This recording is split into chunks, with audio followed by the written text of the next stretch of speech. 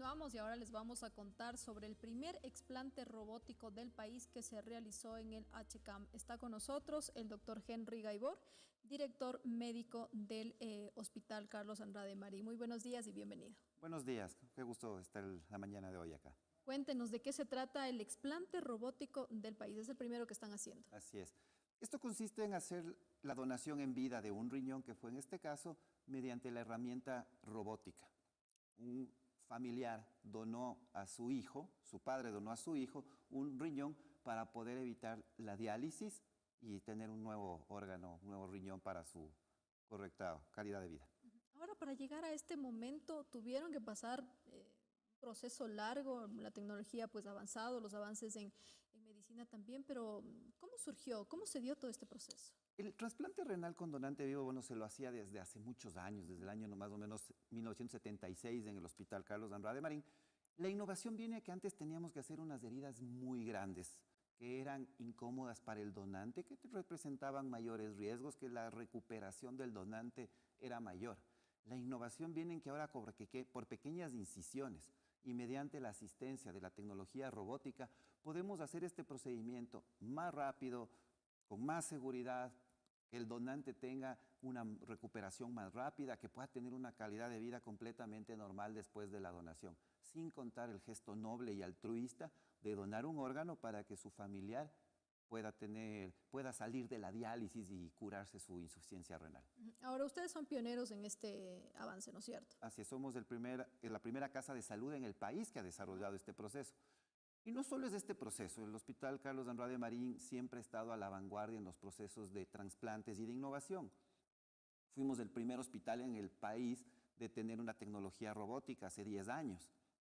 Somos el líder nacional en trasplantes de órganos y tejidos. Se realizan aproximadamente más de 100 trasplantes al año en el hospital, lo cual nos lleva a ser el líder de esta materia en el país. Claro, y bueno, y hemos abordado también ya estos temas de innovación, de avances. En este específico del cual estamos hablando, explante robótico del país, cuéntenos cómo les fue desde que inició el proceso con el paciente. El paciente, bueno, tras los estudios de compatibilidad, siguiendo toda la normativa legal, se autorizó por los entes reguladores de esta donación como tal. El paciente ingresó la noche anterior al procedimiento. Se inició la cirugía que duró alrededor de 2 horas y media más o menos, en el cual se extrajo su riñón y pues, se procedió a trasplantar inmediatamente a su hijo, que fue el receptor de este órgano.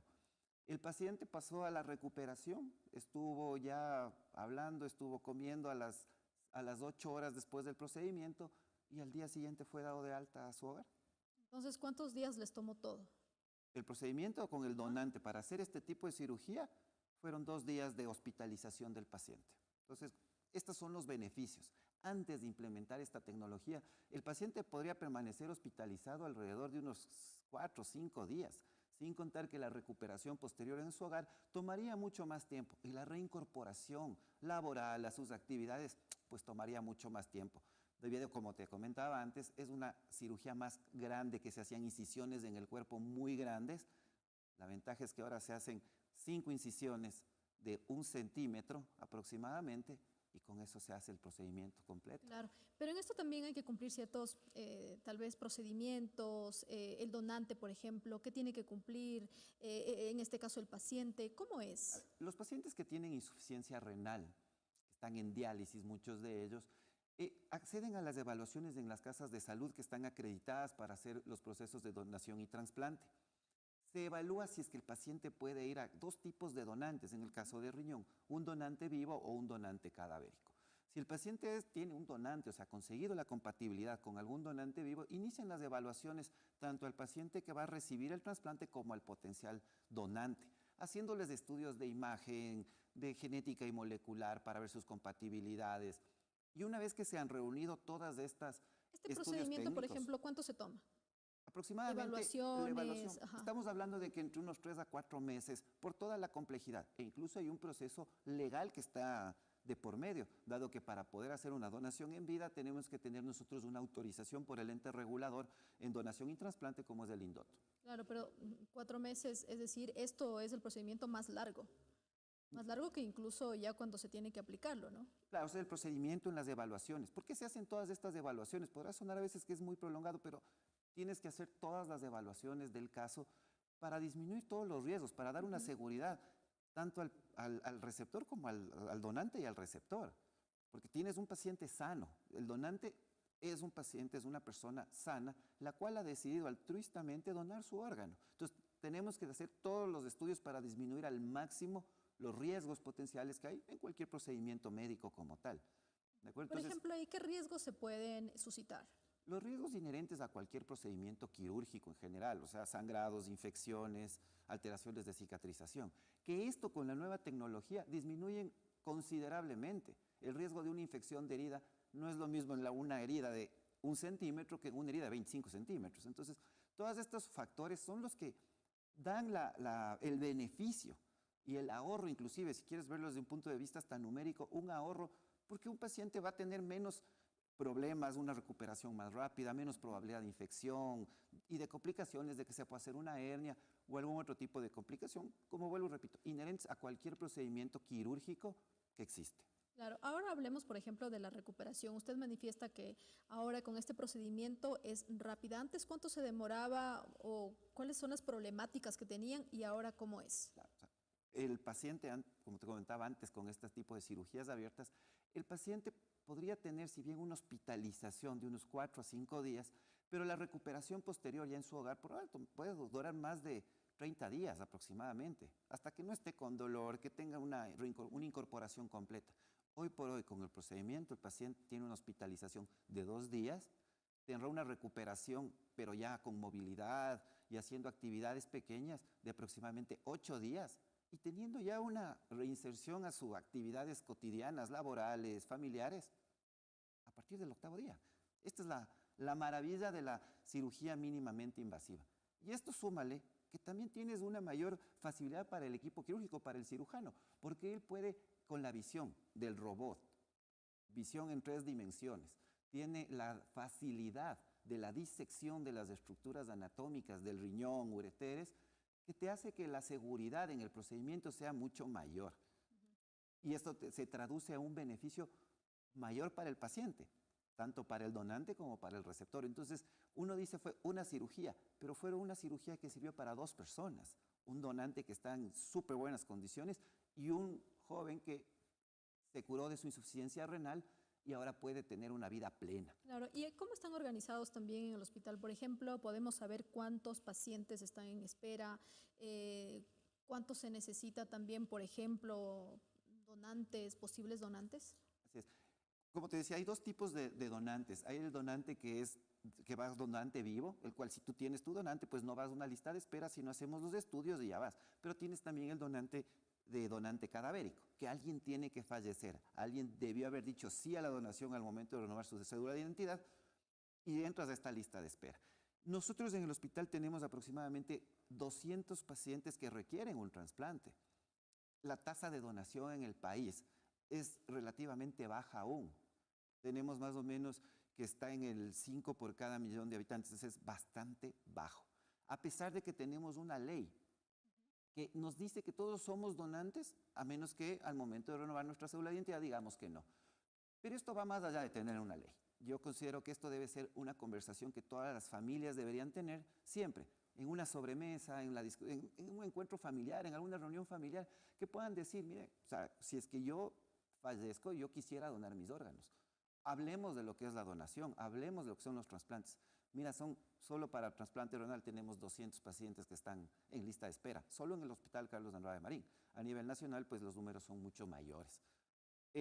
Hemos visto siempre los costos de diálisis y todos que son muy elevados. O sea, el trasplante, en este caso el trasplante renal, es la cura para esto. O sea, es una persona que tenía que pasar 4 horas, 4 horas del día, 3 veces por semana en diálisis, en el que no podía trabajar, no podía compartir con su familia. Con el trasplante ya no tiene diálisis, si bien debe tener un cuidado prioritario, un manejo muy estrecho por las casas de salud acreditadas, pero podrá trabajar, podrá estudiar, podrá compartir con su familia. Entonces, vuelvo y repito, todas estas cosas son conversaciones que debemos tener como sociedad, que debemos hablarlos con nuestras familias, que no sea el momento que tienes que llegar a un momento doloroso de la pérdida de un familiar, que tú tengas que topar este tema. Este tema debería ya la gente hablarlo.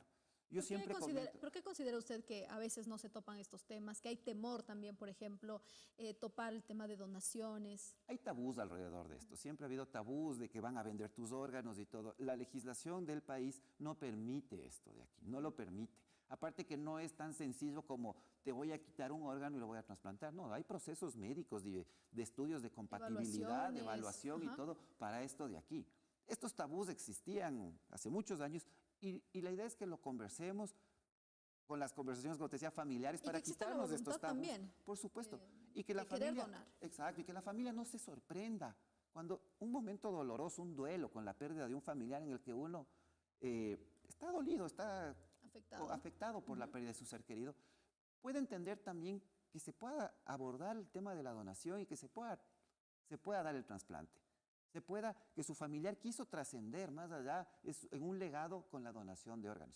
Y más aún como hablábamos del tema del día de hoy, que es la innovación tecnológica. Estamos dando innovación tecnológica para que todos estos procedimientos sean mucho más fáciles, para que todos estos tabús que existen alrededor del tema puedan ser mejor entendidos y los quitemos definitivamente y crezcamos como sociedad a una mejor calidad de vida para nuestros enfermos.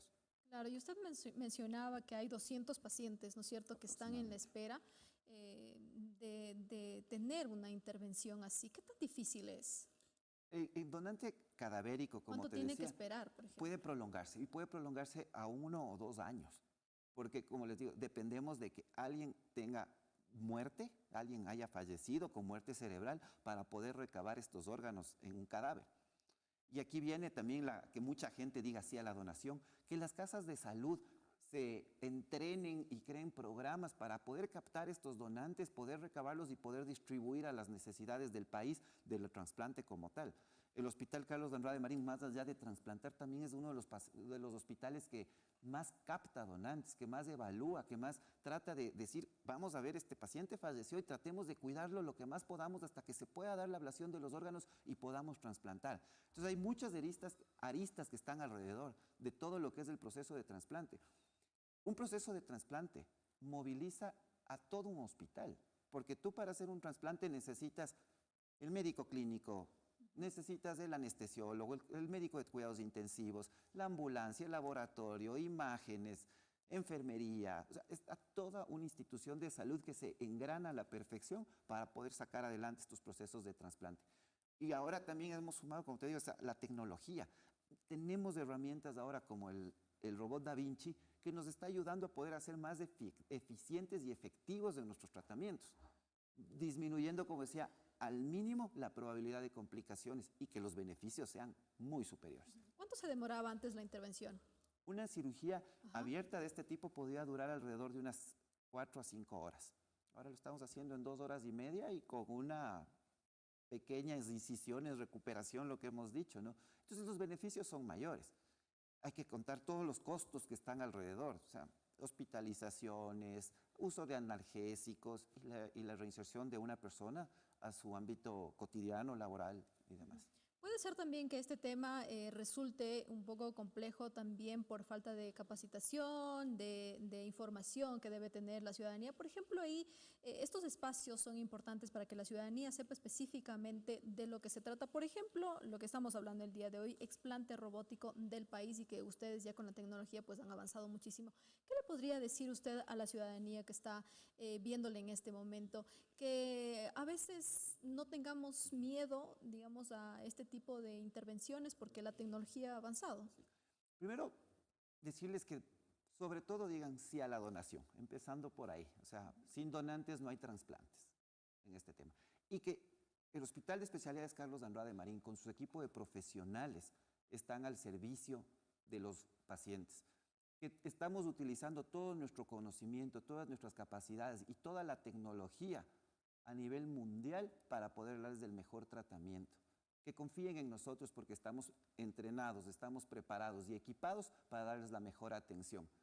Pero también no es solo la educación también a los pacientes, también creo que es importante transmitir conocimiento. Y nosotros hemos buscado con el primer evento que lo hicimos, también hicimos un evento para poder transmitir al resto de casas de salud toda esta experiencia, todo este conocimiento adquirido en 10 años de experiencia de cirugía robótica. Es por eso que mis compañeros médicos cirujanos del hospital han sido tutores para los otros programas de cirugía robótica que ya se han implementado en el país, en casas de salud tanto públicas como privadas. Usted hablaba también que están preparados en el tema de innovación, en el tema de tecnología. ¿Qué otras intervenciones tienen con estos avances?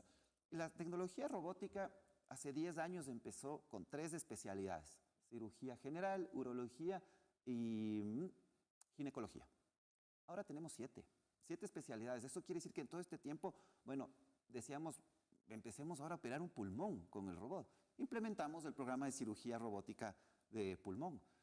Niños también se podrán beneficiar. Iniciamos el programa de cirugía robótica para pediátricos. Cirugía oncológica, tumores de cabeza y cuello. También tenemos un programa de cirugía robótica, de cirugía de cabeza y cuello. De igual manera, coloproctología se implementó este programa para el tratamiento del cáncer de colon como tal. Entonces, este crecimiento y esta nueva experiencia que se va desarrollando nos permite abrir cada día nuevos proyectos, nuevas innovaciones. Tratamos de ir creciendo. No nos podemos estancar en lo que ya sabemos hacerlo muy bien. Ahora queremos hacer algo más, pero hacerlo bien. Y eso ¿Qué tienen planificado? Ampliar más especialidades. Ahora hicimos la primera ablación, la extracción de un órgano con el robot, y estamos planificando ya hacer el trasplante con el robot también. Y ese es el siguiente paso. Como decía, las cosas deben hacerse ordenadas, sustentadas y que permanezcan en el tiempo. Y ese es el plan que hoy estamos trabajando como hospital. Bueno, felicitaciones por todos estos avances y toda la innovación que ustedes han implementado.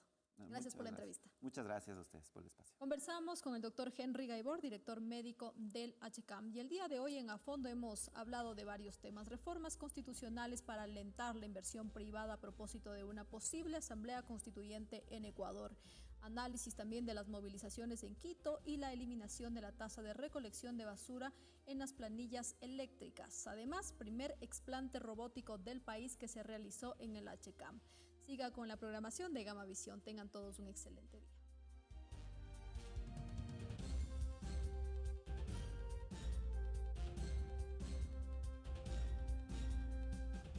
Gama Visión presentó